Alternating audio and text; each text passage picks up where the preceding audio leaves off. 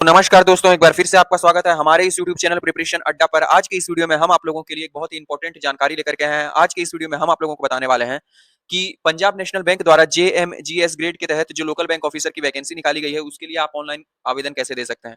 तो उससे पहले हमारे सामने उसकी नोटिफिकेशन की पीडीएफ है। यहाँ से जो मेन मेन की पॉइंट्स है उसकी जानकारी हम लोग ले लेते हैं। इसके बाद इसके लिए हम लोग अप्लाई कैसे कर सकते हैं, उसकी पूरी स्टेप बाय स्टेप प्रोसेस को समझेंगे। तो इसकी जो ऑनलाइन एप्लीकेशन है, ये 20 जुलाई 2026 से ऑलरेडी स्टार्ट हो चुकी है और ये 9 अगस्त 2026 तक चलने वाली है। ठीक है, ऑनलाइन टेस्ट अगस्त सितंबर 2026 में इसकी जो है होगी। ठीक है, पोस्ट का नाम लोकल बैंक ऑफिसर है, ग्रेड का नाम JMGS 1 है। टोटल वैकेंसी जो है 545 है। यहाँ पे स्केल ऑफ पे दिया गया है, यानी जो भी बेसिक पे है आपकी। इसको छोड़कर बाकी जितने भी अलाउंसेस है, डीए, सीसीए, एचआरए वगैरह, ये सारी चीजें आप लोगों को मिलने वाली है। अब यहाँ पे स्टेट वाइज जो है वैकेंसी आपको बता दिया गया है, मतलब टोटल जितने भी स्टेट में वैकेंसी निकली है, यहाँ पे स्टेट वाइज यहाँ पे वैकेंसी बता दी गई है और साथ ही कैटेगरी वाइज भी वैकेंसी यहाँ पे आपको पता चल जाएगी। ठीक है, अच्छा, अब यहाँ पे जो मिनिमम एज है, देखिए बता दिया गया है कि 20 इयर्स और मैक्सिमम एज 30 इयर्स। हालांकि अगर आप रिजर्व कैटेगरी से बिलोंग करते हैं, जैसे एससी एसटी ओबीसी कैटेगरी या फिर PWD category, ex serviceman category से बिलोंग करते हैं, तो आपको एज रिलैक्सेशन दिया जाएगा। यहाँ पे एजुकेशनल क्वालिफिकेशन की बात करी गई है कि आपको ग्रेजुएट होने चाहिए किसी भी डिसिप्लिन में, आपके पास वैलिड मार्कशीट और डिग्री सर्टिफिकेट होने चाहिए। ठीक है, साथ ही जिस स्टेट से आप फील करते हैं, उस स्टेट की जो लोकल लैंग्वेज है उसमें आपको प्रोफिशिएंट होनी चाहिए रीडिंग, राइटिंग और स्पीकिंग करने में। ठीक है, और आपके पास यहाँ पे देखिए कहा गया है 2.4 नंबर पैरा में कि पोस्ट क्वालिफिकेशन एक्सपीरियंस होनी चाहिए।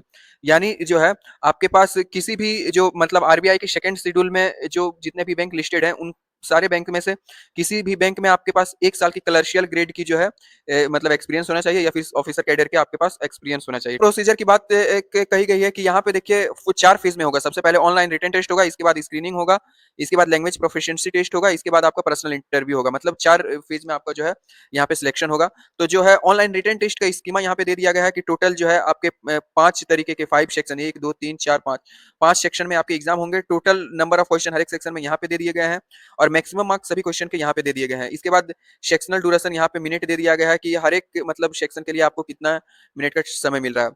यहाँ पे देखिए 3.2 पैरा में बता दिया गया है कि हर एक स्टेट में जिस-जिस जगह पे भी, जिस-जिस प्लेस पे भी, जिस-जिस सेंटर पे भी एग्जाम होगा, उन सब की जानकारी यहाँ पे दे दी गई है। तो आप लोग एक बार इसको अच्छे तरीके से जांच लें। यहाँ पे एप्लीकेशन फी देख लीजिए कि एससी, एसटी, पीडब्ल्यूडी कैटेगरी के जितने भी कैंडिडेट हैं, उनके लिए ₹50 प्लस 18% का जीएसटी चार्ज, यानी टोटल ₹59 लगने वाला है। और इन सारे कैटेगरीज को छोड़कर बाकी जितने भी कैटेगरीज हैं, उनके लिए ₹1000 प्लस 18% का जीएसटी, यानी ₹1180 का पेमेंट लगने वाला है। ठीक है, तो ये पेमेंट नॉन रिफंडेबल होगी। तो ये मेन मेन की पॉइंट्स थी जिसकी जानकारी हमने आपको दी है।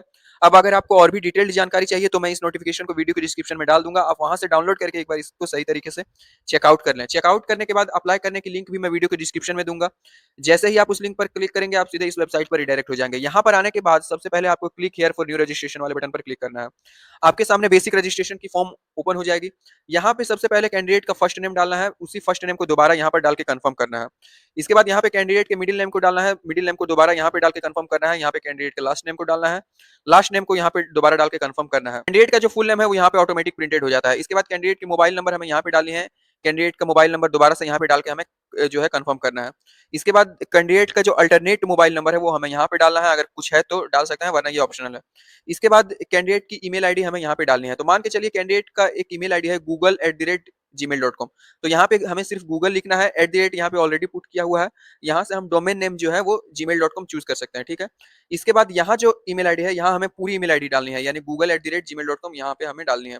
इसके बाद ये जो सिक्योरिटी कोड है वो हमें यहाँ पे फिल कर देना है। फिल करने के बाद सेव एंड नेक्स्ट वाले बटन पर हमें क्लिक करना है। यहाँ पे ओटीपी वेरिफिकेशन वाले पेज पर चले आए हैं, तो यहाँ पे हमें हमारा मोबाइल नंबर नजर आ जाता है, यहाँ पे हमें हमारा ईमेल आईडी नजर आ जाता है। तो सबसे पहले इस सिक्योरिटी कोड को यहाँ पे फिल करेंगे। इसके बाद मोबाइल नंबर वाले बटन को यहाँ पे सेंड ओटीपी वाले बटन पर क्लिक करेंगे। हमारे मोबाइल नंबर पर हमें 6 डिजिट की ओटीपी रिसीव हो जाएगी। उस 6 डिजिट की ओटीपी को यहाँ पे फिल करके वेरीफाई ओटीपी वाले बटन पर क्लिक करना है। दोबारा से हमें इस सिक्योरिटी कोड को यहाँ पे फिल करना है और इसके बाद सेंड ओटीपी वाले बटन पर क्लिक करना है। तो हमारे मेल पर भी ठीक उसी तरीके से हमें 6 डिजिट की ओटीपी रिसीव होगी, उसको भी उसी तरीके से डाल के हमें वेरीफाई ओटीपी वाले बटन पर क्लिक करना है। तो ईमेल आईडी और मोबाइल नंबर को वेरीफाई करने के बाद यहाँ पे नेक्स्ट वाले बटन पर क्लिक करेंगे। तो नेक्स्ट वाले बटन पर जैसे ही हम क्लिक करते हैं तो हम यहाँ पे फोटोग्राफ एंड सिग्नेचर अपलोड करने वाले सेक्शन में चले आते हैं। तो सबसे पहले हमें यहाँ पे स्कैन्ड फोटोग्राफ अपलोड करना होता है, पासपोर्ट साइज फोटोग्राफ कैंडिडेट का। तो उसके लिए जो गाइडलाइंस है वो गाइडलाइंस यहाँ पे दी गई है। हम यहाँ पे गाइडलाइंस को देख सकते हैं कि फोटोग्राफ की जो साइज है 4.5 सेंटीमीटर इंटू 3.5 सेंटीमीटर होनी चाहिए, उसकी बैकग्राउंड व्हाइट होनी चाहिए, उसकी डायमेंशन 200 इंटू 230 होनी चाहिए। ठीक है, और जो फोटोग्राफ की साइज है वो 20 से 50 केबी के बीच होनी चाहिए, 50 केबी से ज्यादा नहीं और 20 केबी से कम नहीं। ठीक उसी तरीके से सिग्नेचर और लेफ्ट थंब इंप्रेशन और जो हैंड रिटन डिक्लेरेशन है वो सारी चीजें भी हमें उसी तरीके से वहां पे इस गाइडलाइंस में हम देख सकते हैं। तो यहाँ से ब्राउज पर क्लिक करेंगे। ब्राउज़ पर क्लिक करने के बाद जहाँ भी हमारी फ़ोटोग्राफ़ है, हम वहाँ से हम अपने फ़ोटोग्राफ़ को अपलोड कर देंगे। इसके बाद हमें एक लाइव फ़ोटो अपलोड करना होगा, तो अगर हमारे डेस्कटॉप में या फिर लैपटॉप में वेबकैम अवेलेबल है, तो यहाँ पर कैप्चर फ़ोटो पर क्लिक करेंगे और हम अपना वेबकैम से जो है हम अपना लाइव फ़ोटो अपलोड कर देंगे। अदरवाइज़ अगर हमारे डेस्कटॉप या फिर लैपटॉप में वेबकैम नहीं है, तो यहाँ पे क्लिक हियर टू स्कैन इस वाले बटन पर क्लिक करेंगे। इसको जो है हम अपने मोबाइल के किसी भी क्यूआर कोड स्कैनर से स्कैन करेंगे और जो लिंक जनरेट होगा उस लिंक को किसी ब्राउज़र में हम कॉपी करेंगे। कॉपी करने के बाद हमारे सामने जो है मतलब हो जाएगा और वहाँ से हम अपना लाइव फ़ोटो अपलोड कर देंगे। इसके बाद यहाँ पे हमें चेक कर देना है कि हमारी पासपोर्ट साइज़ फ़ोटो हमारी है, 6 मंथ से ज़्यादा पुरानी नहीं है, कैप्चर्ड इमेज हमारी है। अब यहाँ से ठीक उसी तरीके से सिग्नेचर हमें अपलोड करना है, ठीक है? सिग्नेचर को भी अपलोड करने की गाइडलाइंस हम यहीं से देख सकते हैं। इनके बाद यहाँ पे I confirm that this is my valid signature, इस पर हमें चेक कर देना है। इन तीनों चीज़ों को अपलोड करने के बाद यहाँ पे नेक्स्ट वाले बटन पर क्लिक करना है। क्लिक करने के बाद अब हम बेसिक डिटेल्स वाले सेक्शन में चले आते हैं। अब यहाँ पे हमें कहा जा रहा है कि जिस भी स्टेट से हम अप्लाई करना चाहते हैं, उस स्टेट को यहाँ से चूज़ कर लें। अब उस स्टेट की लोकल लैंग्वेज हमें यहाँ पे देखने को मिल जाएगी, उस लोकल लैंग्वेज को चूज़ कर लेना है। अब यहाँ पे पूछा जा रहा है कि उस लोकल लैंग्वेज में हम प्रोफिशिएंट हैं, रीड, राइट, स्पीक कर सकते हैं, तो यहाँ पे हम येस वाले बटन पर क्लिक करेंगे। अगर नो पर क्लिक करेंगे तो हम इसके लिए इलिजिबल हो जाएँगे। इसके बाद यहाँ पे पूछा जा रहा है कि do you have 10th 12th standard marksheet certificate evidencing having studied specified local language of the state, यानी आप जिस स्टेट से फील कर रहे हैं उस स्टेट की लोकल लैंग्वेज आपने 10th या 12th में पढ़ी है, तो अगर पढ़ी है तो येस करेंगे, तो इससे आपका लोकल लैंग्वेज टेस्ट नहीं होगा। अगर आपने नहीं पढ़ी है तो यहाँ पर आपको नो पर क्लिक करना होगा और आपको लोकल लैंग्वेज के टेस्ट से गुजरना होगा। इसके बाद यहाँ पे आपकी जो भी सोशल कैटेगरी है, सोशल कैटेगरी आप यहाँ से चूज कर लें। इसके बाद यहाँ पे ओके पर क्लिक करें। थोड़ा सा नीचे स्क्रॉल डाउन करेंगे, यहाँ पे पूछा जा रहा है कि हम पीडब्ल्यूडी कैंडिडेट हैं, तो यहाँ पे येस करेंगे। टाइप ऑफ डिसेबिलिटी हम यहाँ पे चूज करेंगे।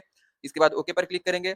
इसके बाद सब टाइप यहाँ पे हम चूज कर लेंगे, जो भी हमारी सब टाइप है उसको हम यहाँ से चूज कर लेंगे, ठीक है। अदरवाइज अगर हम पीडब्ल्यूडी कैंडिडेट नहीं है तो यहाँ पे नो वाले बटन पर क्लिक करेंगे। ये सारे जो है चीजें हैं ये पीडब्ल्यूडी कैंडिडेट के लिए है, तो हम जैसे ही नो पर क्लिक करेंगे तो ये सारी चीजें ऑटोमेटिक लॉक हो जाएगी, ठीक है। अब यहाँ पे पूछा जा रहा है कि हम कोई स्क्राइब कैंडिडेट है सेक्शन 2 आरपीडब्ल्यूडी एक्ट 2016 के तहत, अगर हम स्क्राइब कैंडिडेट हैं तो यहाँ पे यस करेंगे और हमें किसी भी तरह का कंपनसेशनरी चाहिए, यानी टाइम की कंपनसेशनरी चाहिए या फिर किसी और चीज की कंपनसेशनरी चाहिए, तो यहाँ पे यस पर क्लिक करेंगे। अदरवाइज यहाँ पे नो पर क्लिक करेंगे। और अगर हम स्क्राइब कैंडिडेट नहीं है तो यहाँ पे नो पर क्लिक करेंगे, तो बाकी ये तीनों जो ऑप्शन है ऑटोमेटिक लॉक हो जाएंगे, क्योंकि ये स्क्राइब कैंडिडेट के लिए है। अब यहाँ पे पूछा जा रहा है कि हम किसी मतलब ऐसी फैमिली के मेंबर हैं जो कि 1984 के दंगे में मारे गए थे, तो अगर है तो यहाँ पे यस पर क्लिक करेंगे।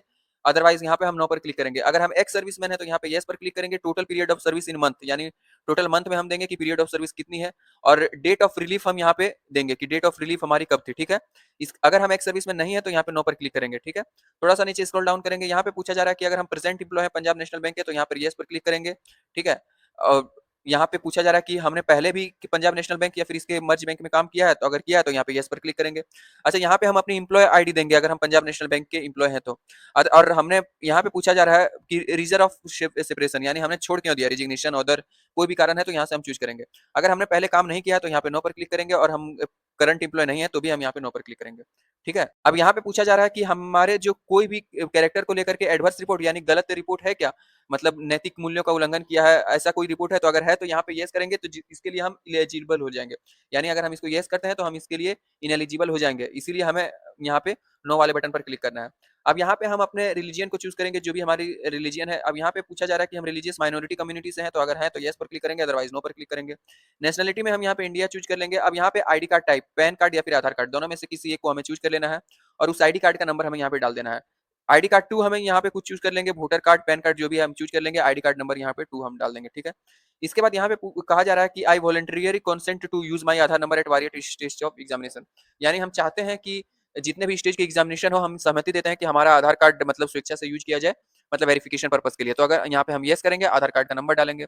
इसके बाद जिस भी स्टेट में हम अपना सेंटर ऑफ एग्जामिनेशन चाहते हैं उस स्टेट को यहाँ से हम चूज कर लेंगे। सेंटर ऑफ एग्जामिनेशन हम यहाँ से चूज कर लेंगे, उस स्टेट के भीतर जो भी हमारे नियरेस्ट या फिर कंफर्टेबल सिटी होगी वो हम चूज कर लेंगे। नीचे स्क्रॉल डाउन करना है, पर्सनल डिटेल्स वाले सेक्शन में चले आएंगे। यहाँ से हम अपना डेट ऑफ बर्थ डाल देना है, जो भी हमारी डेट ऑफ बर्थ है वो हमें डाल देना है।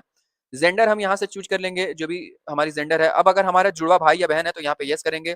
अच्छा, यहाँ पे फिर अगर जुड़वा भाई मेल है या फिर फीमेल है या फिर अदर है, जो भी है हम यहाँ से चूज कर लेंगे। जुड़वा भाई या फिर बहन का नाम यहाँ पे दे देंगे। अगर हमारा जुड़वा भाई या बहन नहीं है तो यहाँ पे नो पर क्लिक करेंगे। मैरिटल स्टेटस में जो भी हमारी मैरिटल कंडीशन है, अनमैरिड मैरिड जो भी है हम यहाँ से चूज कर लेंगे। यहाँ पे हम अपने फादर का नाम दे देंगे, फादर नेम वाले कॉलम में। यहाँ पे हम अपने मदर का नाम दे देंगे। अगर हम मैरिड चूज करते तो यहाँ पे हमें अपने स्पाउस यानी पति या पत्नी का नाम देना होता है। थोड़ा सा नीचे स्क्रॉल डाउन करेंगे। अब यहाँ पे हमें कॉरेस्पॉन्डेंस एड्रेस डालना है। कॉरेस्पॉन्डेंस एड्रेस का मतलब होता है जो भी हमारी प्रेजेंट एड्रेस है वो हमें यहाँ से डालनी है। तो यहाँ पे हम अपना जो भी प्रेजेंट एड्रेस है, एड्रेस लाइन 1 डाल देंगे। 23 जो है ऑप्शनल है, अगर ज़्यादा बड़ा एड्रेस है तो 23 में डालेंगे, यहाँ से हम डिस्ट्रिक्ट का नाम लिख देंगे। इसके बाद स्टेट को हम यहाँ से चूज़ कर लेंगे, जिस भी स्टेट में हम यहाँ पे मतलब करंट में रह रहे हैं। पोस्ट ऑफिस का पिन कोड हम यहाँ पे डाल देंगे। अब थोड़ा-सा नीचे स्क्रॉल डाउन करेंगे, अगर हमारा कॉरेस्पोंडेंस एड्रेस और परमानेंट एड्रेस सेम है, तो इसको हम चेक कर देंगे, जिससे कि हमारा कॉरेस्पोंडेंस एड्रेस यहाँ पे ऑटो फिल हो जाएगा। अदरवाइज़ इसको अनचेक रहने देंगे, अगर दोनों अलग-अलग हैं और हमें यहाँ पे परमानेंट एड्रेस फिल करना होगा, ठीक है? अब यहाँ पे जीएसटी इनवॉइसिंग हमें चूज़ कर लेना है कि कॉरेस्पोंडेंस एड्रेस पर चाहिए या फिर परमानेंट एड्रेस पे, तो हम चूज़ कर लेंगे। अब हमने क्योंकि एसटी कोटा से फिल किया था, तो हमारा यह जो एप्लीकेशन फीस है, यहाँ पे 59 रुपीज़ का हमें पेमेंट लगने वाला है। तो इन सारी चीज़ों को करने के बाद वैलिडेट योर डिटेल्स वाले बटन पर क्लिक करेंगे, इसके बाद सेव एंड नेक्स्ट वाले बटन पर क्लिक करेंगे। तो सेव एंड नेक्स्ट वाले बटन पर जैसे ही हम क्लिक करते हैं, अब हम क्वालिफिकेशन एक्सपीरियंस डिटेल्स वाले सेक्शन में चले आएंगे। यहाँ पे हमें जो है एसेंशियल क्वालिफिकेशन जो है वो हमें यहाँ से फिल करना है। तो हमने ग्रेजुएशन आर्ट साइंस कॉमर्स जिस भी मतलब स्ट्रीम से किया वो हम यहाँ पे डाल देंगे। डेट ऑफ पासिंग हम यहाँ पे डालेंगे। यहाँ पे परसेंटेज ऑफ मार्क्स डाल देंगे और यहाँ क्लास ग्रेड चूज कर लेंगे, फर्स्ट क्लास, सेकंड क्लास, पास क्लास, जिस भी क्लास से हमने पास किया है। अब अगर हमने पोस्ट ग्रेजुएशन किया है तो हमें ठीक उसी तरीके से पोस्ट ग्रेजुएशन की डिटेल्स डाल देंगे। अगर हमने कोई और कोर्स किया है तो यहाँ पे हम डाल देंगे, ठीक है। इसके बाद यहाँ पे पूछा जा रहा है कि do you have minimum 1 year post qualification work experience, यानी कि हमारे पास वर्क एक्सपीरियंस है क्लर्शियर कैडर या फिर ऑफिशियल कैडर में काम करने का, रीजनल रूरल बैंक या फिर जो भी बैंक आरबीआई के शेड्यूल 2 में रजिस्टर है, तो हमें यहाँ पे यस वाले बटन पर क्लिक करना होगा, क्योंकि इसके लिए जो है मैंडेटरी है पोस्ट क्वालिफिकेशन एक्सपीरियंस, ठीक है। अब यहाँ पे पूछा जा रहा है कि पोस्ट क्वालिफिकेशन वर्क एक्सपीरियंस यहाँ पे प्रेजेंटली कर रहे हैं, तो यहाँ पे यस पर क्लिक करेंगे। अब यहाँ पे हम लोग चूज करेंगे कि शेड्यूल कॉमर्शियल बैंक या फिर subsidiary of schedule commercial bank, यहाँ पे हम कोई चूज कर लेंगे, ठीक है। अगर शेड्यूल कॉमर्शियल बैंक में है या फिर सब्सिडरी शेड्यूल कॉमर्शियल बैंक या फिर अदर बैंक, यानी अगर किसी प्राइवेट सेक्टर में है तो भी हम चूज कर सकते हैं। अब यहाँ से हमें चूज कर लेना है कि कौन से बैंक में हम काम कर रहे हैं, तो कोई भी सब एक बैंक चूज कर लेंगे, ठीक है, जिस बैंक में हम कर रहे हैं। अब यहाँ पे वर्क इन कैडर या ऑफिसर कैडर में काम कर रहे हैं या फिर कमर्शियल कैडर में, तो जो भी हम कर रहे हैं यहाँ पे हम चूज कर लेंगे। अब जब से हम कर रहे हैं यहाँ पे हम डाल देंगे, जितनी तारीख मतलब जितने भी तारीख से हमने ज्वाइन किया है वो तारीख हम यहाँ पे डाल देंगे। इसके बाद नेचर ऑफ ड्यूटी हम यहाँ पे डाल देंगे, ठीक है। अब ईयर ऑफ एक्सपीरियंस यहाँ पे ऑटोमेटिक काउंट होकर चला आएगा। अब और भी ज्यादा एक्सपीरियंस है तो यहाँ पे ऐड मोर वाले बटन पर क्लिक करेंगे और उसको हम और भी एक्स्ट्रा एक्सपीरियंस हम मतलब अगर किसी दूसरे बैंक में भी हमने किया है तो उसकी भी जानकारी यहाँ पे देंगे। थोड़ा सा नीचे इन सारी चीजों को करने के बाद थोड़ा सा नीचे स्क्रॉल डाउन करेंगे तो जैसे देखिए यहाँ पे लैंग्वेज नॉन वाले सेक्शन में हम लोग चले आए हैं। यहाँ पे हमसे पूछा जा रहा है कि जैसे हमने वेस्ट बंगाल सर्कल के लिए फॉर्म फिल किया था तो बंगाली आना मैंडेटरी है, तो वो यहाँ ऑटोमेटिक पहले से ही है। तो इसको हमें यहाँ पे तीनों बटन ऑन कर देना होगा कि हम रीड राइट स्पीक करना जानते हैं। अब अगर कोई दूसरी लैंग्वेज जानते हैं, सपोज करिए हम हिंदी यहाँ पे जानते हैं, लेकिन हिंदी को हम सिर्फ रीड करना जानते हैं और स्पीक करना जानते हैं, राइट करना नहीं जानते हैं, तो इन दोनों को हमने ऑन कर दिया है, बाकी इसको ऑफ रखा है।